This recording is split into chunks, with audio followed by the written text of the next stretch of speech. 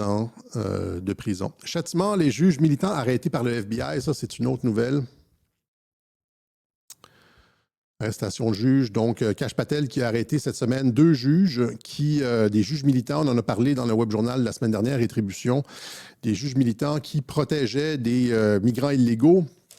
Il s'agit du juge Cano ici, juge Juan Cano, qui protégeait des migrants. Vous voyez, donc ici vous le voyez avec les menottes passées au poignet, arrêté par les services frontaliers. Vous le voyez ici avec des membres de gangs de rue qu'il protégeait chez lui. Il était d'ailleurs en petite culotte. Je n'ai pas la photo où il est en petite culotte, mais cette photo-là ici, on le voit en petite culotte à côté de ce membre de gang de rue. Ce garçon ici, un membre reconnu, je pense que c'est de MS-13 ou de... Non, c'est Tran de Aruga, un autre gang vénézuélien. Et on le voit ici encore une fois avec les gangs de rue. Les membres de Tran de Aruga, on les voit aussi tirer dans d'autres, on les voit aussi tirer de la mitraillette ou leur passer la mitraillette dans d'autres vidéos, etc. Et donc, c'est des personnes recherchées, des criminels, et le juge frayait avec des criminels comme ça. Il a été arrêté, il les cachait en passant.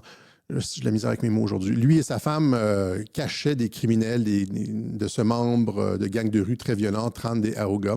Même chose avec la juge Hannah Dugan ici. Hannah Dugan, qui a été arrêtée, vous la voyez ici, alors qu'on lui passe les menottes et qu'on l'amène dans la voiture pour être arrêtée, prendre ses empreintes, etc. Vous voyez ici le mugshot de... Hannah Dugan, un petit peu moins spectaculaire que celui de Donald Trump. Lorsqu'elle a appris que des agents des services frontaliers étaient dans le tribunal pour arrêter une des personnes qui était devant elle en train de se défendre, elle les a fait sortir par la porte dans l'arrière. Elle a arrêté le procès en cours. Elle a pris l'accusé, qui était accusé de crime là, et qui était recherché, que les gens du ICE, les services frontaliers venaient chercher. Elle l'a pris et elle l'a fait sortir par la porte dans l'arrière, et donc violant la loi fédérale, et elle s'est finalement faite elle-même arrêtée. Donc, vous avez Pam Bondi ici qui explique exactement ce qui s'est passé. Le juge apprend que les services frontaliers étaient à l'extérieur pour attraper le gars, car il avait été expulsé en 2013, est revenu dans notre pays, accusé d'avoir commis des crimes. La victime est devant le tribunal. Le juge l'apprend. Elle sort dans le couloir, elle hurle sur l'agent d'immigration, elle est furieuse, visiblement secouée, bouleversée. Elle les envoie parler au juge en chef. Elle revient dans la salle d'audience. Vous n'avez pas à le croire. Elle emmène l'accusé et l'avocat de la défense dans son cabinet. Elle les conduit par une porte privée et leur ordonne de partir. Pendant ce temps, le procureur et les victimes des violences conjugales, parce qu'il était accusé de violences conjugales, sont assis dans la salle d'audience, nous dit Pam Bondi, etc. Et donc, des juges qui sont... On voit ça très, très, très, très rarement, des juges qui sont accusés comme ça et qui sont à qui on passe les menottes. Ça, c'est, encore une fois, ça, c'est le FBI de Kash Patel. Et encore une fois, pensez en termes de... Ça, c'est la grosse nouvelle aux États-Unis présentement. Là. C'est les juges qui se font arrêter. On parlait la semaine dernière de juges militants. Là, les juges qui se font arrêter, ça envoie un message à tout le monde et ça déplace la fenêtre d'Overton sur le respect de la loi et l'imputabilité, même des personnes en position d'influence. Les personnes en position de pouvoir peuvent aussi se faire arrêter, etc. Et donc, pensez jusqu'à l'administration Obama, là, on commence avec des juges pour envoyer le signal et on déplace la fenêtre d'Overton graduellement jusqu'à Barack Obama lui-même. Voilà. OK. Finalement, ça aura été le web journal le plus laborieux. Je n'étais pas à l'aise avec le sujet, mais bon, il fallait que j'en parle. Tu sais, quand on parle de juge militant, et ça ici, ça m'a secoué celui-là. Un enfant doit pouvoir avoir le droit. Un enfant, j'ai de la misère à parler en plus. Un enfant doit pouvoir avoir plus de 2 parents, tranche la Cour supérieure. Ça, ce sont des juges militants qui sont en train de complètement refaire l'humanité, c'est-à-dire qu'ils sont en train de refaire genre au minimum 5000 ans d'histoire avec leur petit jugement personnel. Oui? Et d'où la nécessité d'avoir un pape traditionnaliste qui remet les valeurs puis qui rend ça acceptable. Parce que présentement, il y a un vide. Il y avait un vide avec Bergoglio, le pape François. Et ça, c'était acceptable. Si on a un pape chrétien fort qui dit que c'est pas acceptable et les catholiques se mobilisent, ça va être beaucoup moins facile de passer ce genre de jugement-là absolument absurde. Hein? Donc, on nous dit ici, Dans un jugement de 100 pages diffusé vendredi, le juge Andrés C.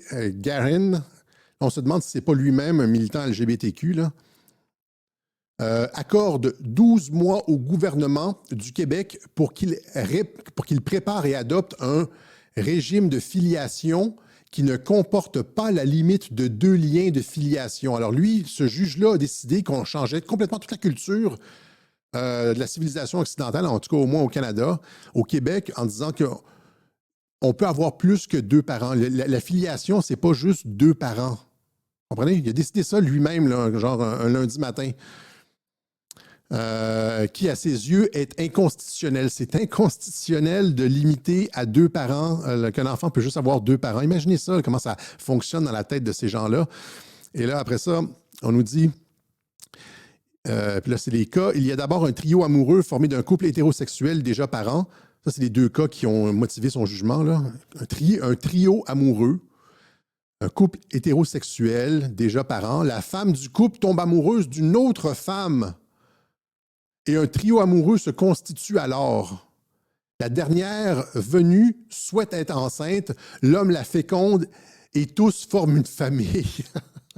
Et là, c'est les droits, là, tu sais, c'est n'importe quoi éventuellement. C'est comme, tu pourras avoir, on pourra avoir comme 10 parents, puis il n'y a plus, le gars vient de détruire d'un trait de plume, là, avec un jugement du lundi matin, toute la tradition occidentale de filiation, là. Dans le second cas, un couple dont la femme avait subi une chimiothérapie devient d'abord parent grâce à l'apport d'une mère porteuse. Une amie est ensuite mise à contribution pour la naissance d'un autre enfant. Tu sais, c'est comme, finalement, c'est ça, c'est n'importe quoi, là, tu sais. Et quand on parle de juge militant, sans s'en est, et quand on parle aussi dans ce web journal-ci de l'importance de rétablir les valeurs, l'hétéronormativité, etc., c'est tout lié à ça. Et donc, ici, on a encore une fois, donc, en plus de sa volonté comment je pourrais dire, son souhait de voir un pape traditionnaliste revenir, arriver à l'avant-scène, Mike Flynn continue à